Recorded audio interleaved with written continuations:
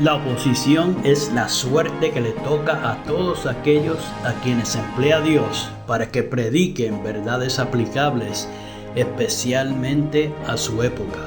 Había una verdad presente o de actualidad en los días de Lutero, una verdad que en aquel tiempo revestía especial importancia.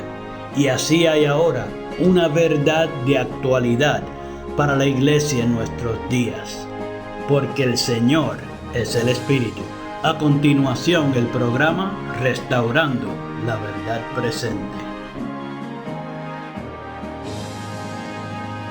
Muy buenos días, mis queridos hermanos, y bienvenidos a su programa radial Restaurando la Verdad Presente. Les habla para ustedes en esta hermosa mañana Jeffrey Mercado. Y hoy, mis queridos hermanos, vamos con la segunda parte del tema ¿Quién fue Melquisedec? Pero mis queridos hermanos, como de costumbre, vamos a pasar al trono de la gracia antes de comenzar ese tema para poder comenzar este tema con la autoridad del cielo. Así que mis queridos hermanos, en estos momentos oramos. Amante Dios y Padre eterno, alabamos y bendecimos tu santo y precioso nombre en esta mañana. Te damos gracias por la claridad de tu santa palabra y porque siempre nos guías a la verdad. Te damos gracias también, Padre, por la temática de hoy, la segunda parte de quién fue Melquisedec, y te damos gracias porque nos muestras, Padre Santo, con estos tipos y sombras que encontramos en tu palabra, la obra que realmente está haciendo nuestro gran sumo sacerdote, Cristo Jesús, en el santuario celestial. Alabado sea su santo nombre. Te pedimos, Padre, que bendigas la programación de hoy, que pueda aclarar este asunto, siendo que hay muchos que tienen dificultad de entender en su justa perspectiva acerca de este personaje bíblico de Melquisedec.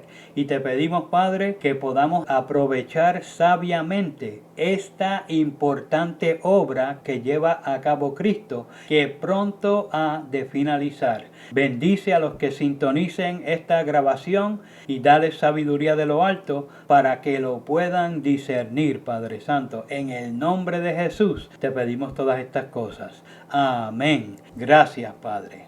Bien, mis queridos hermanos, reciban todos un caluroso saludo de parte de este ministerio y ahora sí podemos entrar en tema. Los versículos de introducción en esta mañana los podemos encontrar en el Salmo 110, el versículo 4, donde nos dice la santa palabra de Dios: juró Jehová y no se arrepentirá. Tú eres sacerdote para siempre, según el orden de Melquisedec.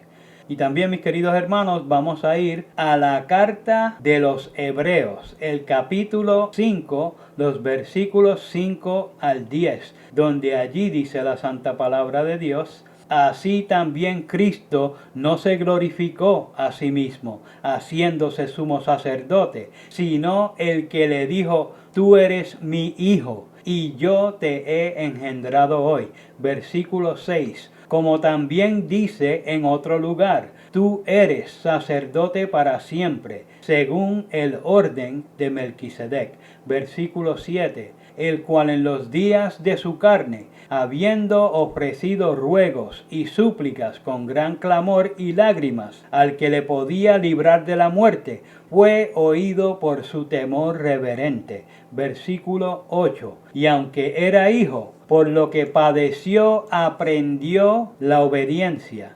Versículo 9. Y habiendo sido hecho perfecto, vino a ser autor de eterna salvación a todos los que le obedecen. Versículo 10. Y fue llamado de Dios sumo sacerdote según el orden de Melquisedec. Mis queridos hermanos, también vamos a buscar en Hebreos el capítulo 7, los versículos 21 y 22, donde allí dice la santa palabra: porque los otros ciertamente sin juramento fueron hechos sacerdotes, pero este con juramento por aquel que le dijo: juró el Señor y no se arrepentirá. Tú eres sacerdote para siempre según el orden de Melquisedec. Versículo 22. Por tanto, Jesús es hecho fiador de un mejor pacto. Alabado sea su nombre. Mis queridos hermanos, en esta hermosa mañana, los que tengan oídos para oír, oigan lo que el Espíritu de Cristo dice a las iglesias que están aprovechando al máximo los beneficios de su intercesión antes de que finalice para siempre. En el programa de hoy vamos a continuar con la temática de quién fue Melquisedec, pero hoy nos estaremos enfocando en su sacerdocio, el cual fue un tipo del sacerdocio de Cristo. Aunque hoy día el autodenominado mundo cristiano pone todo su enfoque en la cruz del Calvario, al desconocer lo que realmente nos revela la doctrina del santuario, desconocen la importancia de la administración sumo sacerdotal de Cristo. Esta fue la razón principal que impulsó a Pablo a explicar los beneficios del sacerdocio de Cristo, como había sido tipificado en las Escrituras. Por otro lado, la obra del anticristo siempre ha sido la de reemplazar a Cristo, ya sea que lo haga directamente, como por su sacerdocio profano, o por medio de lo que enseña en sus doctrinas de demonios, donde señala a otro que toma el lugar de Cristo, como el papado, la tercera persona de la divinidad, que ahora algunos dicen que es Melquisedec, o por la Virgen María. En el Antiguo Testamento, por medio del profeta David, Dios mismo señaló el sacerdocio de Cristo. En Salmo 110, versículo 4, cuando nos dice: juró Jehová y no se arrepentirá. Tú eres sacerdote para siempre, según el orden de Melquisedec. Mis queridos hermanos, aún estas palabras hoy son sacadas de contexto. Aquí el Padre presenta el sacerdocio de Cristo, sancionado por su autoridad divina como soberano del universo. Él lo establece y Él lo juramenta. El sacerdocio de Cristo que todo ser humano necesita para terminar su crecimiento espiritual en el Señor, mediante su intercesión, finalizando la expiación del pecado, presentando su propia sangre y su vida perfecta en favor del penitente. Este es el sacerdocio antitípico, el cual el de Melquisedec y el arónico prefiguraban. Algo que los trinitarios no han visto en la doctrina del santuario es que cuando se busca en el tabernáculo para ver cuántos seres vivientes divinos hay en este sagrado recinto, solo se encuentran dos. Y no me estoy refiriendo al mobiliario, sino a seres reales, vivos. Allí uno solo encuentra al sacerdote o al sumo sacerdote, que ambos representan a Cristo, y la Santa Shekinah, que representa al Padre. No encontramos nadie más, al Padre y al Hijo. Pero noten algo muy particular. La Santa Shekinah era una manifestación de la presencia divina, una luz gloriosa, mientras que el sacerdote era un ser humano. En el sacerdocio de Cristo, esto tenía que ser así. Esta es una manera de comprobar que Melquisedec fue meramente un ser humano. Para ministrar en beneficio del hombre, debía ser el sacerdote un hombre.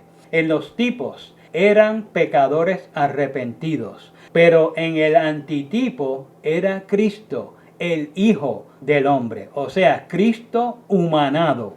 Es el que nunca cometió pecado, sino el que en esta carne pudo vencer a Satanás y al pecado, alabado sea su santo nombre, el que nos puede representar dignamente ante el Padre, el que desmintió al enemigo, mostrando que el hombre, aferrado de Dios, podía guardar la ley. Ahora, entre los que enseñan que Melquisedec es el Espíritu Santo, también existe otra insensatez. Al pronunciar la frase que encontramos varias veces repetidas en las Sagradas Escrituras, la que dice según el orden de Melquisedec, lo hacen como si fuera una especie de mantra, que cuando se pronuncia de momento emana una luz especial.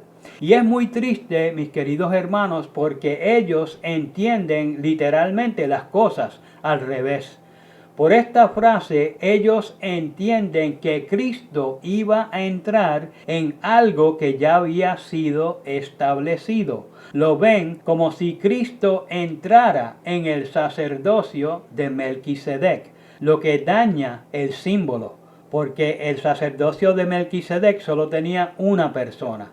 Y no comprenden que el sacerdocio del hombre Melquisedec era solo una figura del real sacerdocio de Cristo, no al revés. La palabra que se traduce como según en español es la G2596 de la concordancia Strong, la palabra katá, que quiere decir a la manera de o según. No quiere decir que es, sino que es similar, parecido a. El sacerdocio de Cristo es el verdadero. El de Melquisedec era meramente una figura.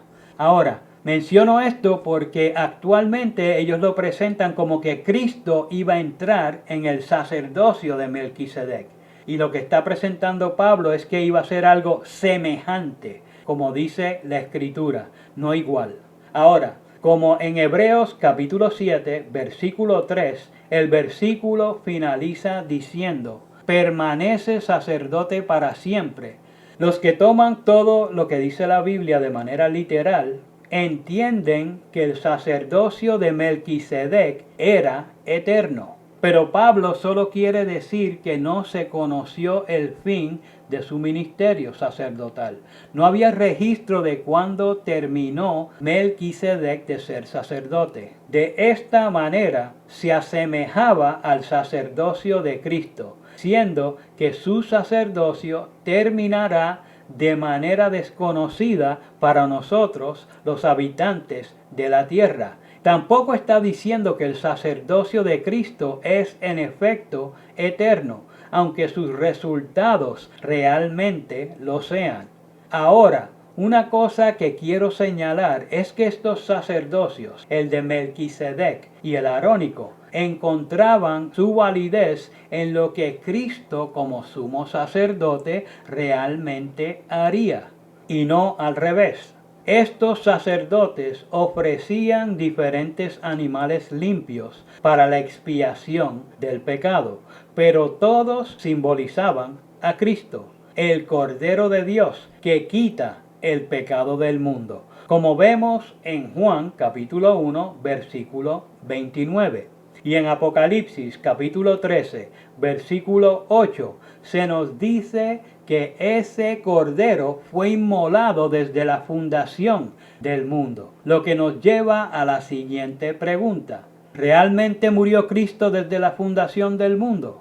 Pues mis queridos hermanos, aunque así lo presenta la Biblia, eso es figurativamente. Pues la respuesta a esa pregunta es no. Pero había sido garantizado desde que se elaboró el plan de salvación, el plan de la redención. Cristo no murió hasta después de humanarse, después de haber vivido una vida victoriosa sobre el pecado y después de ejercer su ministerio como profeta aquí en la tierra, después de desenmascarar al enemigo por lo que realmente era. Del pasado hasta la cruz y del presente hasta la cruz, la humanidad mira a la única y verdadera ofrenda por el pecado que fue nuestro Salvador Cristo Jesús. Y en este real sacrificio queda centrado el santuario. Lo que ofrecían los sacerdotes de ambos sacerdocios contrastados simbolizaban la realidad que viviría nuestro divino Maestro en esta tierra. De la misma manera sucede con el sacerdocio de Cristo. Hoy muchas personas alegan que el sacerdocio de Cristo permanece para siempre, pero eso no se sostiene ni a la luz de la doctrina del santuario, ni a la luz de la palabra de Dios. Cuando David registró lo que encontramos en el Salmo 110, el versículo 1, donde dice: Jehová dijo a mi Señor, siéntate a mi diestra, hasta que ponga a tus enemigos por estrado de tus pies. Aquí vemos el comienzo del sacerdocio de Cristo.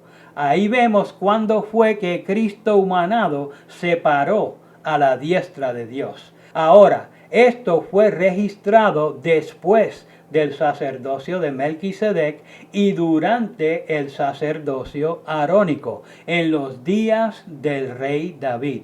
Pero ¿cuándo realmente ocurrió? Siendo que la muerte del Cordero que quita el pecado del mundo ocurrió en la cruz del Calvario, mucho tiempo después de la muerte de David.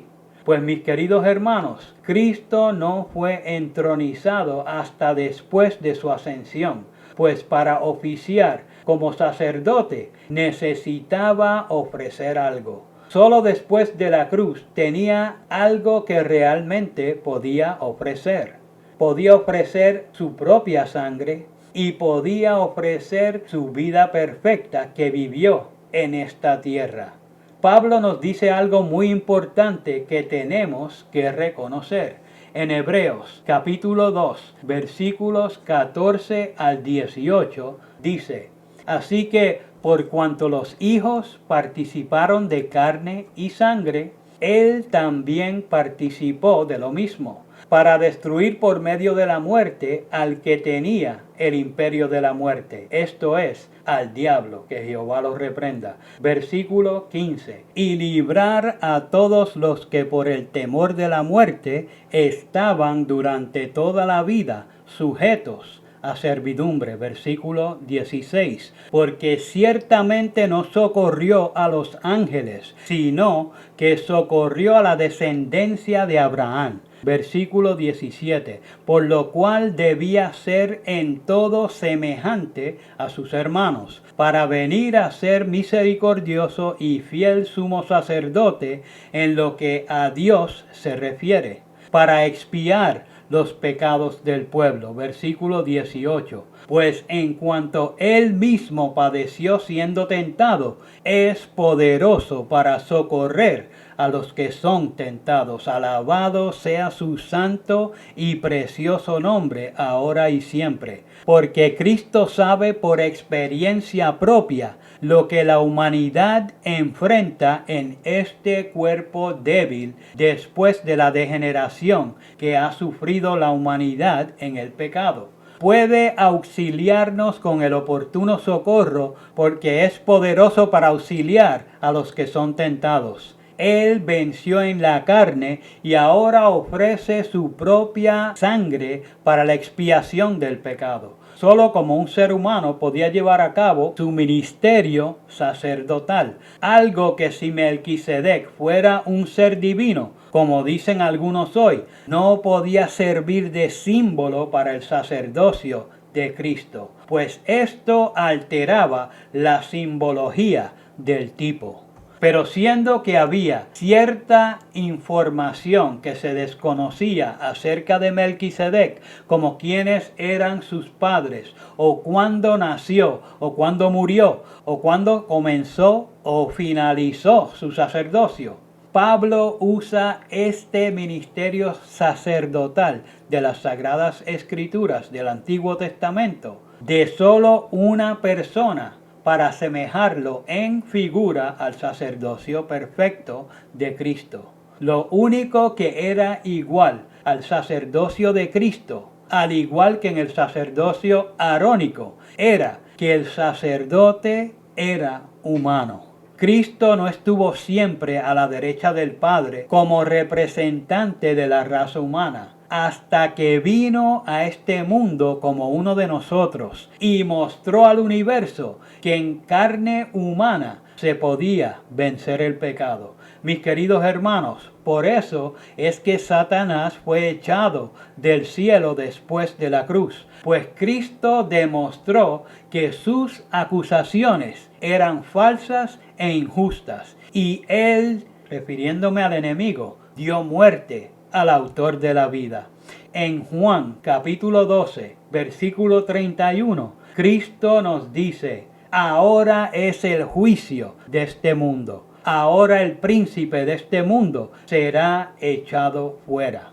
Ahora, mis queridos hermanos, la raza humana tendría una vez más un representante legítimo que se podía sentar a la diestra del Padre y ministrar en favor nuestro. Comentando sobre este versículo, Juan 12:31, la sierva del Señor nos dice: Cristo vio que si los seres humanos creían en Él, les sería concedido poder para afrontar al ejército de los ángeles caídos, cuyo nombre es Legión. Fortificó su alma con el pensamiento de que, merced al sacrificio maravilloso que iba a hacer, el príncipe de este mundo sería echado fuera y hombres y mujeres serían capacitados por la gracia de Dios para recuperar lo que habían perdido. Mis queridos hermanos, esa cita la pueden encontrar en Joya de los Testimonios,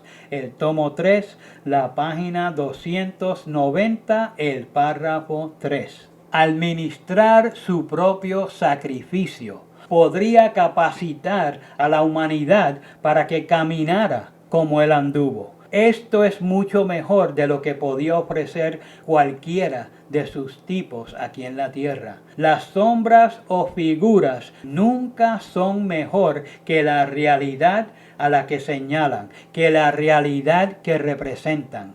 Por ejemplo, Melquisedec ni oficiaba en un templo. Estos y otros detalles fueron revelados luego que se instituye el santuario terrenal con el sacerdocio arónico. Entre ambos sacerdocios podemos tener vislumbres del sacerdocio perfecto de Cristo, pero el antitipo es siempre muchísimo mejor que el conglomerado de sus tipos. La sierva del Señor nos dice: Cristo era el fundamento y la vida del templo. Sus servicios eran típicos del sacrificio del Hijo de Dios. El sacerdocio había sido establecido para representar el carácter y la obra mediadora de Cristo. Todo el plan de adoración sacrificial era una prefiguración de la muerte del Salvador para redimir al mundo. No habría eficacia en esas ofrendas cuando el gran evento al cual señalaran durante siglos fuese consumado. Mis queridos hermanos, esa cita la pueden encontrar en Cristo en su santuario en la página 44, el párrafo 4. Melquisedec señalaba los bienes venideros de nuestro Mesías. Alabado sea su santo nombre. La ministración de Cristo es la que nos compete atender para la culminación de la obra que Él ha comenzado en nosotros. Esa es la que debemos comprender y de la cual debemos participar para nuestro beneficio espiritual. Comentando acerca de la obra mediadora de Cristo, la sierva del Señor nos dice: son los que por fe siguen a Jesús en su gran obra de expiación, quienes reciben los beneficios de su mediación por ellos, mientras que a los que rechazan la luz que pone a la vista este ministerio no les beneficia. Los judíos que rechazaron la luz concedida en el tiempo de la primera venida de Cristo y se negaron a creer en Él como Salvador del mundo, no pudieron recibir el perdón a través de Él. Cuando en la ascensión Jesús entró por su propia sangre en el santuario celestial para derramar sobre sus discípulos las bendiciones de su mediación, los judíos fueron dejados en total oscuridad y siguieron con sus sacrificios y ofrendas inútiles. Había cesado el ministerio de tipos y sombras. La puerta por la cual anteriormente los hombres habían encontrado acceso a Dios ya no estaba abierta. Los judíos se habían negado a buscarlo de la única manera en que podía ser encontrado entonces, a través del sacerdocio en el santuario celestial. Por consiguiente, no encontraron comunión con Dios. La puerta estaba cerrada para ellos. No tuvieron conocimiento de Cristo como el sacrificio verdadero y el único mediador ante Dios. De ahí que no pudiesen recibir los beneficios de su mediación. Mis queridos hermanos, esa poderosa cita la pueden encontrar en El Conflicto de los Siglos, la página 425, el párrafo 3. Pues tristemente, mis queridos hermanos, hoy se han levantado otros que, no aprovechando la ministración de nuestro actual sumo sacerdote, que está llegando rápidamente a su fin, entretienen a la hermandad con una historia fantástica de Melquisedec, que destruye la simbología del tipo que señalaba a Cristo en el santuario celestial como nuestro único mediador, para que perdamos miserablemente el tiempo de nuestra última preparación. Nos llenan los ojos con otro mediador, otro sumo sacerdote, aparte de Cristo. Pero nada puede hacer realmente por nosotros. Los cristianos no tienen un sacerdocio como lo tuvieron los hebreos o como lo tiene actualmente la gran ramera, porque para nosotros el Padre autorizó única y exclusivamente a su Hijo para que llevara la función de intercesor hasta que el tiempo de gracia terminara. No es tiempo de perder tiempo, porque el cierre del tiempo de gracia se avecina vertiginosamente. Muy pronto, Cristo, el verdadero sumo sacerdote del santuario celestial, se cambiará sus vestiduras sacerdotales y terminará el ofrecimiento del perdón. Mis queridos hermanos, saquémosle por favor el mejor provecho a nuestro único gran sumo sacerdote mientras aún ministra en nuestro favor. No se dejen engañar. La sierva del Señor nos recuerda un detalle muy importante cuando nos dice: en el sistema típico, que era sombra del sacrificio y del sacerdocio de Cristo, la purificación del santuario era el último servicio efectuado por el sumo sacerdote en el ciclo anual de su ministerio. Era el acto final de la obra de expiación, una remoción o apartamiento del pecado de Israel. Prefiguraba la obra final en el ministerio de nuestro sumo sacerdote en el cielo, en el acto de borrar los pecados de su pueblo, que están consignados en los libros celestiales. Este servicio envuelve una obra de investigación, una obra de juicio, y precede inmediatamente la venida de Cristo en las nubes del cielo con gran poder y gloria, pues cuando Él venga, la causa de cada uno habrá sido fallada. Mis queridos hermanos, esa cita la encuentran en El Conflicto de los Siglos, la página 351, el párrafo 3. El apóstol Pablo también nos recuerda algo importante cuando nos dice en Hebreos capítulo 7 versículos 21 y 22: porque los otros ciertamente sin juramento fueron hechos sacerdotes, pero este con juramento por aquel que le dijo: juró el Señor y no se arrepentirá, tú eres sacerdote para siempre, según el orden de Melquisedec. Versículo 22. Por tanto, Jesús es hecho fiador de un mejor pacto. Mis queridos hermanos, el tiempo se acaba y nuestro Padre Celestial nos ha confiado lo mejor para nuestras vidas espirituales. Tenemos un solo sumo sacerdote, Cristo Jesús, pero no hay necesidad de más, porque el Padre nos dio a su Hijo, que se hizo uno de nosotros,